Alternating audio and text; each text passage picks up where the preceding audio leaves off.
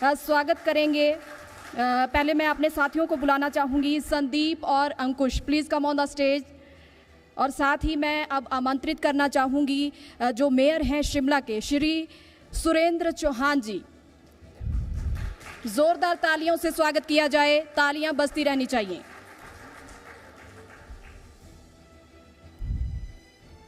Over to you Sandeep. Thank you Preeti. क्योंकि इससे पहले हम इस समृद्धि संवाद में शिमला शहर के विधायक को सुन रहे थे, अब वक्त है शिमला नगर निगम के महापौर को सुनने का। क्योंकि सुरेंद्र चौहान जी, आप किस तरीके से देखते हैं कि लगातार जो ये हिमाचल प्रदेश की राजधानी है, शिमला शहर है, वो कहीं ना कहीं कई सारी चुनौतियों के साथ आपको चैलेंज दे रहा है। पहला चैलेंज जो है वो आज आपने फेस किया, क्योंकि उससे हर कोई अछूता नहीं है, वो है ट्रैफिक जाम। शहर में लगातार फुटफॉल बढ़ता जा रहा है, विधायक साहब भी ये जिक्र कर रहे थे। तो आपको क्या लगता है कि फ्यूचर प्लानिंग के साथ हमको कैसे स्मार्ट सिटी को स्मार्ट ट्रैफिक के लिहाज से भी तैयार करना होगा? सबसे पहले तो मैं आपका धन्यवाद करता हूँ, मुझे जी संवाद में इसमें बुलाने का अवसर दिया। और शिमला को मैं आपको अगर देखें कि शिमला एक पहाड़ी, हिमाचल प्रदेश पहाड़ी राज्य है और शिमला भी पहाड़ों की रानी से किया जाता है। चैलेंजेस बहुत डिफरेंट है यहाँ के, और आप कंपैरिजन इसको शहरों से नहीं कर सकते। सबसे बड़ी बात तो ये कि हम कोई भी काम करना, अगर मान लीजिए मुझे सड़क भी बनानी है या रास्ता भी बनाना है, तो हमारे लिए उस तरह का फाइनेंस नहीं है जिस तरह का शहरों में होता है। मेरा इसमें ये कहना है कि मैं पिछले दिनों में नीति आयोग की जब बैठक हुई तो फाइनेंस कमीशन की मुझे अवसर मिला, उसमें जाने का अरविंद जी इसके चेयरमैन थे। यहाँ पर भी पीटर भी मिले और मैं दिल्ली भी मिला था। तो मैंने एक मांग की, लोकल अर्बन बॉडीज़ की जितनों को आपने अगर उनको स्ट्रेंथन करना है तो उनको उनके हिसाब से नीति बनानी पड़ेगी। अब अगर पहाड़ों में अगर हमको शहरों के हिसाब से जो है नीतियाँ बनती हैं, और अर्बन जो पहाड़ी इलाके हैं वहाँ उस हिसाब से नीति नहीं बनती हो, हमको वही फंड वो हमारे को मिलता है जो शहरों में मिलता है। तो पहाड़ों के चैलेंजेस अलग हैं। उसी हिसाब से शिमला को भी हम पहाड़ी राज्य और पहाड़ी राजधानी है। शिमला नगर निगम देश का सेकंड नगर निगम है, ओल्डेस्ट, 151 ईयर्स इसको बन के हो गए हैं, और यहाँ का ब्रिटिशर्स की कैपिटल रही है, समर कैपिटल ये।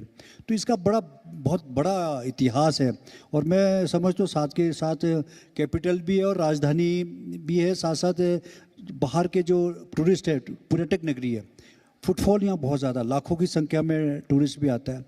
तो उसमें मेरा कहना है कि आपको कैपिटल के तौर पे, शिमला को राजधानी के तौर पे, नगर निगम ओल्डेस्ट और नगर निगम होने के साथ साथ हमको सुविधा भी ऐसी मिलनी चाहिए, क्योंकि आपको एक ही थैली में हमको उसमें कंपैरिजन नहीं करना चाहिए।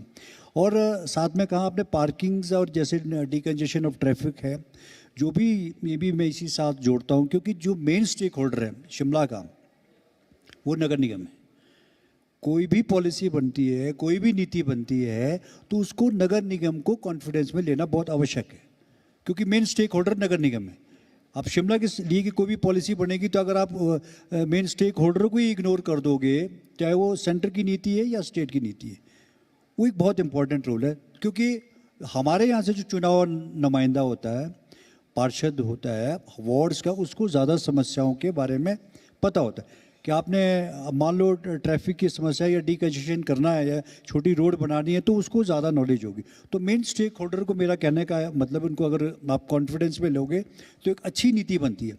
प्लानिंग जो है वो उस तरह से होनी चाहिए जो ग्राउंड लेवल पे जो जुड़ा हुआ आदमी है उसके साथ अगर आप कंपेरिजन, आप उसके साथ बैठ के प्लानिंग करोगे तो वो शहर के लिए बहुत अच्छा रहता है। तो एक उस पर हम प्रयास भी कर रहे हैं। और माननीय मुख्यमंत्री जी ने अभी हमारे यहाँ टनल्स का हमने प्रपोजल दिया, डीपीआर, जिसकी हमारी लगभग तैयार है, जिसका जल्द जैसा आने वाले दिनों में 13 या 14 को हॉलीडे होम में भी बैठक रखी है उसकी, तो ट्रैफिक को कम करने के लिए किस तरह से डिकंजेशन किया जाए, और छोटे छोटे रोड्स वार्ड्स के अंदर बनेंगे, ताकि वो जो मेन हमारे यहाँ क्या होता है, शिमला एक कॉलेज, स्कूल, यूनिवर्सिटी, हॉस्पिटल सभी शिमला में, सुबह लोग आते हैं, शाम को उसी रोड से वापस जाते हैं, तो ये दूसरा अल्टरनेटिव नहीं है कोई नहीं, तो वहीं उसी रोड पे प्रेशर है। उसका जब तक बाहर नहीं निकालेंगे रोड्स को, वार्ड्स के अंदर नहीं निकालेंगे, तो डीकंजेशन तब तक नहीं होगा। तो एक हमारी प्लानिंग है, माननीय मुख्यमंत्री स्वयं इसमें संज्ञान भी ले रहे, हमारे विधायक साहब भी हमारे इसमें बैठक में बैठते हैं, हम लोग सब लोग इसमें कोऑर्डिनेट करके, क्योंकि मेरा ऐसा मानना है कि लोकल अर्बन बॉडीज़ को जब तक आप ये स्ट्रेंथन नहीं करेंगे, बहुत ज़रूरी, जो 73rd और 74th जो अमेंडमेंट है, जो एक्ट है, जो ये कहता है कि आप उसको अगर स्ट्रेंथन करेंगे तो आप ऑटोमेटिकली उनको पावर देनी पड़ेगी, तभी आप काम कर सकते हैं। लाखों की जनसंख्या है मेयर साहब, और हर साल हमने देखा कि गर्मियों में पानी की बहुत ज़्यादा कमी होती थी। जी मीडिया ने भी साल दर साल ये खबरें दिखाई कि शिमला के लोगों को पानी नहीं मिल रहा। इस बार पानी की कोई कमी नहीं हुई, तो क्या इसके पीछे की प्लानिंग है, किस तरह से पानी शिमला के लोगों तक पहुंचाया गया, और आने वाले कितने सालों तक का दावा है आप लोगों का कि शहर के लोगों को पीने के पानी की परेशानी नहीं होगी? देखिए, मुझे ये बताते बहुत प्रसन्नता हो रही है कि आपने देखा होगा अंकुश जी, और आप भी यहाँ शिमला के वासी हैं, और सभी लोग, बहुत लोग जानते हैं कि हर बार शिमला में गर्मी में बहुत समस्या रहती थी और बरसात में भी काफ़ी हद तक वो प्रॉब्लम रहती थी। लेकिन मुझे बताते प्रसन्नता हो रही है कि आज के समय में आप रेगुलर पानी देते हैं, और ये जो स्कीम है लगभग 700 करोड़ की लगभग हमारा पानी पहुंच चुका है। शकरोड़ी से आना था ये, जो संजौली रिजर्वायर में हमने डाल दिया पानी, जिसके अब स्टोरेज की कैपेसिटी को बढ़ाने की बात करें, आने वाले 50 साल के लिए हमने काम किया है। इसको फ्यूचर की जो जनरेशन है, फ्यूचर का जो हमारा प्लानिंग थी, जिसमें हम काफ़ी हद तक हम कामयाब भी हुए, जिसको समय समय पर मैं खुद भी बैठकों के दौर के साथ साथ स्वयं फील्ड में उतरे, फील्ड में जा करके इनकी कार्यवाही काम भी शुरू किया, और आज मुझे बातें प्रसन्नता हो रही है इस बताते हुए कि आप हमारी जो पानी है वो रेगुलर आ रहा है। 24/7 एक डिफरेंट स्कीम है, और जो हमारा जो शकरोड़ी से जो पानी द्वादा से जो डुमी आना था वो हमारे टैंकों में पहुंच गया, और स्टोरेज की कैपेसिटी हम बढ़ा रहे हैं, जिस पर हमारा काम चला। शिमला शहर के अंदर लगभग अंदर जो है 25 से 30 टैंकों के हमारे हमने टेंडर भी किया, जिसकी हमारी कैपेसिटी बढ़ा देंगे। 15 से 20 MLD की हमारा पानी बढ़ गया है, अराउंड हम 50 MLD पानी में पहुँच चुके हैं। जो शिमला की जो रिक्वायरमेंट है अराउंड मैक्सिमम पीक सीजन में भी 40 से 45 MLD की होती है, और हम 50 के करीब पहुंच चुके हैं। तो ये एक हमारी बहुत बड़ी उपलब्धि मैं समझता हूं कि बहुत खुशखबरी है, बहुत अच्छा भी है। माननीय मुख्यमंत्री जी ने स्वयं इसमें इतनी मीटिंग्स और इतना फॉलोअप किया, क्योंकि शिमला, क्योंकि नगर निगम के पार्षद रहे हों, खुद भी 2 बार पार्षद है माननीय मुख्यमंत्री जी, तो इसको फॉलोअप करने में बार बार उन्होंने इसको चीज़ को भी लिया। तो मुझे बताते हुए प्रसन्नता हो रही है कि हम आने वाले 50 साल के लिए जो शिमला में पानी की समस्या नहीं रहेगी। चौहान जी, बिल्कुल आपने एक महत्वपूर्ण मुद्दे पर जवाब दिया, क्योंकि राजधानी में जिस तरीके से पिछले कुछ सालों में हमने देखा कि पानी की समस्या जो है वो विकराल रूप ले रही थी। अच्छी बात है जो आपने लेटेस्ट तौर पर कही है। एक और मुद्दा सामने निकल कर आ रहा है, क्योंकि जिस तरीके से पिछले कुछ सालों में आपदा का दौर हिमाचल प्रदेश को काफ़ी नुकसान पहुंचा चुका है, तो उसमें शिमला भी अछूता नहीं है। सिस्मिक जोन 6 में अब कैटेगरी में हिमाचल प्रदेश का पूरा इलाका आता है, और जिस तरीके से शहर पर दबाव लगातार जनसंख्या का बढ़ता जा रहा है, फ्लोटिंग पॉपुलेशन का दबाव लगातार बढ़ता जा रहा है, तो आपको क्या लगता है कि अब क्या समय आ गया है कि सिस्मिक जोन 6 की कैटेगरी को समझते हुए भविष्य के निर्माण सामने देखने को मिले? सबसे पहले शुरुआत MC करे। जी, मैं आपकी बात से बिल्कुल सहमत हूँ, और ये बहुत सीरियस क्वेश्चन है। और शिमला जब अंग्रेज़ यहाँ आए तो उसमें 25,000 लोगों के लिए ये शहर बना था। आज हमारे यहाँ 2.5 से 3 लाख की पॉपुलेशन हो गई है। इसमें मुझे मानने में कोई दिक्कत नहीं है कि इसमें ओवर पॉपुलेटेड है, और अलग टाउनशिप बनाने की भी बात हो रही है। माननीय मुख्यमंत्री जी ने स्वयं इसमें टाउनशिप बनाने की बात की है, और कुछ ऑफिसेज को शिफ्ट करने की भी बात हो रही है, ताकि शिमला में जो ट्रैफिक की समस्या भी और जो यहाँ पे बर्डन है वो कम पड़े, क्योंकि शिमला में जगह भी बहुत कम है। साथ के साथ आपने कहा जो शिमला जो है डिज़ास्टर के समय में यहाँ पे बहुत बड़ा नुकसान हुआ है, वो भी एक बहुत चिंता का विषय है। वो साथ के साथ मैं ये कहना चाहता हूँ कि डिज़ास्टर में भी हमको कोई एडवांस टेक्नोलॉजी और उस पर काम भी करने की आवश्यकता है, क्योंकि हमको अर्ली जो है उसमें नहीं मिलता है कोई ऐसा मैसेज, या साइंटिफिकली साइंस से रिलेटेड चीज़ें हैं ये, कि आपको कोई डिज़ास्टर आ रहा है तो क्लाइमेटिकली पहाड़ी इलाके में या क्लाउड बर्स्ट बहुत होते हैं, जैसे शिवबाड़ी में हुआ तो एक क्लाउड बर्स्ट का नाम उसको दिया गया। तो लेकिन बावजूद उसके कुछ जगह ऐसा भी आया कि जहाँ अंडरग्राउंड पानी भी था, कुछ पाइपों की लीकेज भी थी। हमारे यहाँ सॉइल इरोजन, अंदर से लीकेजेस बहुत होती है, पानी की लीकेजेस होती हैं। जो पुरानी हमारी शिमला की स्कीम है, लगभग 100 से 120 साल पुरानी स्कीम है, तो पुरानी की पाइपें भी काफ़ी गल गई, उसको हम उस पर भी हम काम कर रहे हैं। क्योंकि हमारा जो अंदर पानी का रिसाव होता रहेगा, ऊपर से बारिश होती रहेगी, तो वो क्लाउड बस्ट के उसको जब पानी पहाड़ खिसकते हैं, पहाड़ पानी पूरा वो इलाका ले जाता है पूरा का पूरा। वो हम डिज़ास्टर इस तरह का नहीं आता, शहरों में बाढ़ आती है तो ऊपर पानी का लेवल बढ़ जाता है, उसको फिर बैठ भी जाता है। हमारे यहाँ नुकसान बरसात में सॉइल इरोजन को लेकर के पूरा पहाड़ या मकान पूरे के पूरे आ जाते हैं, जिससे बहुत बड़ा नुकसान होता है, बहुत ज़्यादा नुकसान होता है। तो उसको हमको दोबारा से रीबिल्ड करने के लिए वो उससे डबल पैसा लगता। वही मेरा कहने का मतलब था कि जब भी डिज़ास्टर आता है तो हमको उसको कंपैरिजन हमको जो है ना वो शहरों से नहीं करना चाहिए। हमारे चैलेंजेस बड़े अलग हैं, हमारे जो खर्चा है वो बहुत ज़्यादा है, कॉस्ट ऑफ कंस्ट्रक्शन बहुत ज़्यादा है। तो मुझे लेबर पे कैरेज करना है, सामान है, मुझे सड़क बनानी है तो या मैंने रीबिल्ड किसी डंगा लगाना है तो वो जो पहले जो पैसा लगा उससे 10 टाइम्स पड़ता है। शहर में वो कम पैसे में हो जाता है। तो मेरा मकसद ये कहने का कि इन चीज़ों को हमने बड़े डिफरेंट प्लेटफॉर्म पे मैंने उठाया कि पहाड़ी जो हिमालयन स्टेट्स हैं, हिमालयन स्टेट्स के चैलेंजेस बड़े अलग हैं, उसको कंपैरिजन हमको शहरों से नहीं करना चाहिए, हमारे को अलग से उसकी ग्रांट भी। मेरा ऐसा मानना है कि पहाड़ अगर सुरक्षित रहेंगे तभी आपके शहर भी ठीक रहेगा। पहाड़ ग्लोबलाइजेशन का समय है, आपने देखो टेम्परेचर में कितना वेरिएशन हो गया है, आपका बर्फ़ उतना नहीं पड़ती है, तो वो एक बहुत ये अलार्मिंग है।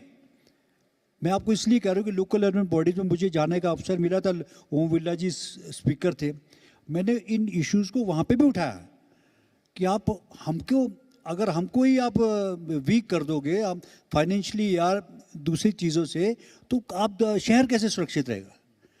मेरा ये मानना है कि पहाड़ों को पहले फोकस करना चाहिए, जितनी भी हिमालयन स्टेट्स है उनको पहले फोकस करना चाहिए। इन्वायरमेंटली भी स्ट्रांग होना, पारा बर्फ़ पड़ेगी, पानी आएगा तभी तो शहर ठीक रहेगा। पानी नदियाँ सारा हिमाचल से होके जाता है, हिमाचल छोटा राज्य है लेकिन कंट्रीब्यूशन बड़े राज्यों से बहुत बड़ा है, चाहे इन्वायरमेंट को ले लो। पानी नदियाँ हमारी 5 नदियाँ यहाँ से होकर जाती है, सारी प्यास हमारे बिजली के प्रोजेक्ट्स यहाँ लगते हैं, बिजली हम देते हैं यहाँ से।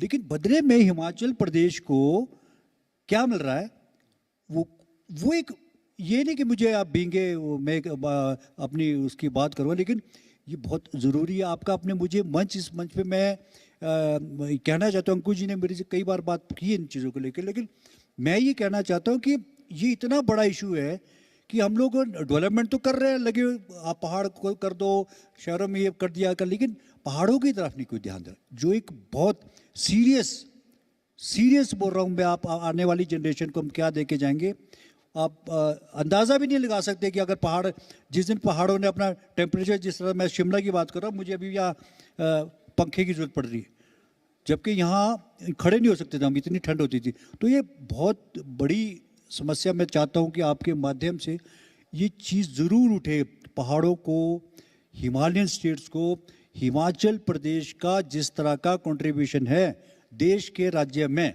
बनाने में, उस तरह का हिमाचल को इम्पोर्टेंस नहीं मिलती। आप किसी भी फील्ड में, फौज में पहला प्रदेश है हिमाचल प्रदेश जिसको परमवीर चक्र मिलता है, हर राज्य से वीर भूमि कहा जाता है इसको। पानी नदियां यहाँ से आती है, हिमाचल प्रदेश पूरे नॉर्थ के लंग्स कहा जाता है हमारे को। तो हमारा इतना बड़ा कंट्रीब्यूशन है प्रदेश के लिए, देश के लिए, राज्य के, हमारा राज्य भले ही छोटा है, 75 लाख की यहाँ आबादी है, लेकिन कंट्रीब्यूशन बहुत बड़ा है। तो हिमालयन स्टेट्स के जो चैलेंजेस हैं, शिमला में भी इसीलिए जैसे आपने कहा, तो मैं चाहता हूँ कि जो हमारे फंड्स को लेकर के हम दो ही चीज़ों पे पलते हैं यहाँ पे, सेंट्रल ग्रांट और स्टेट ग्रांट। और हमारा जो हमारे छोटे मोटे जो अपना टैक्स की प्रॉपर्टीज़ या दूसरी चीज़ों को हम उस पर काम करते हैं, तो लोकल अर्बन बॉडीज़ को स्ट्रेंथन करने की बहुत आवश्यकता है। ये नहीं मैं कह रहा शिमला को लेकर के करें, लेकिन आपको इन्हीं को आप स्ट्रेंथन करोगे तो आप कोई ज़रूरत ही नहीं पड़ेगी। हमारे यहाँ पर ऐसा होता नहीं है, मुझे ये बताते हुए बड़ा दुख होता है कि उनको पावर देने के बजाय उनको वीक किया होते हैं वो। तो बड़ा ज़रूरी इसलिए है कि पहाड़ों के चैलेंजेस को लेकर के, और शिमला के कैपिटल में आपको फॉर एग्जांपल बताओ, हमारे यहाँ 18 लाख गाड़ियाँ आई हैं अभी इस सीज़न में। नो डाउट कि we are welcome all the tourist came here to being a पर्यटक नगरी है, तो उसको सारा मैनेज करते हैं, नगर निगम उसको मैनेज करता है, उसका सफाई व्यवस्था से लेकर के हमें कोई उसका एक्स्ट्रा थोड़ी मिलती कुछ, ना गवर्नमेंट से, ना हम अपने जो सोर्सेज हमारे उसी से हम काम चलाते हैं। तो बहुत सारी चीज़ें जो हमको इस पे फेस करते हैं हम रोज़मर्रा की जो हमारी लाइफ है। फॉर एग्जांपल मैं आपको बताऊं, हमारा जो गार्बेज कलेक्टर है, मैं यही सवाल आपसे दोहराना चाह रहा था, क्योंकि जो चुनौतियां आपने कही वो वास्तविक रूप में ज़मीन पर दिखती हैं। उसके साथ लगातार जिस तरीके से फुटफॉल सैलानियों का बढ़ता जा रहा है, क्योंकि शिमला पूरे देश दुनिया के लिए एक चार्म है, इसके साथ साथ एक चैलेंज एमसी को ज़रूर फेस करना पड़ रहा है, शिमला को फेस करना पड़ रहा है, वो है कूड़ा। क्योंकि जाहिर तौर पर सड़कें जो हैं वो सफाई व्यवस्था रहती है, लेकिन कहीं ना कहीं तो वो डंप हो रहा है।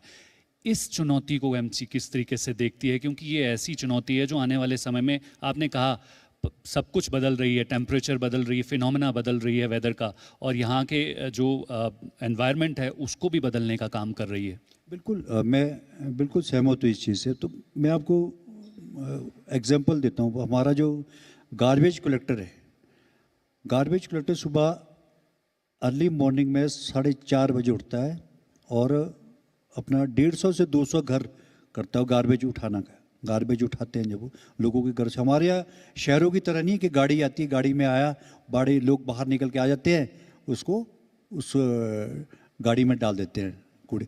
हमारे यहाँ गार्बेज कलेक्टर घरों में जाता है, वो कैरी करके लाता है 100-150 से 200 घर। और पहाड़ी इलाके में आपको पता है कहीं 200 सीढ़ियाँ भी है, सीढ़ियों से उस पर चढ़ के जाता है, फिर वहाँ पे मेन रोड पे पहुँचते हो। हमारे यहाँ सब जगह गाड़ी तो जाती नहीं है, ना ही छोटी गाड़ी है। शहरों में बहुत सारी सुविधाएं हैं। तभी मैं कह रहा हूँ कि हमारे जो चैलेंजेस है वो हमको कंपैरिजन ही नहीं कर सकते इस लाइन पे, जिस लाइन पे नीति बनती है। तो हमको तो वो बंदा 200 घर लेके आता है, 200 घरों का कूड़ा उठा करके मेन रोड में पहुंचेगा, फिर गार्बेज की गाड़ी आती है हमारी, गार्बेज उसमें डालेगा। फिर वहाँ से शिमला से लगभग 15 किलोमीटर दूर हमारा प्लांट है, वहाँ प्लांट पे पहुँचते हैं। तो फिर उसके बाद दो बज जाता है। तो हमारे इतना टफ काम है। तो उसके बाद सफाई व्यवस्था हमारी सवेरे गाड़ियाँ जाती हैं, उसको बरियार प्लांट तक पहुंचाते हैं।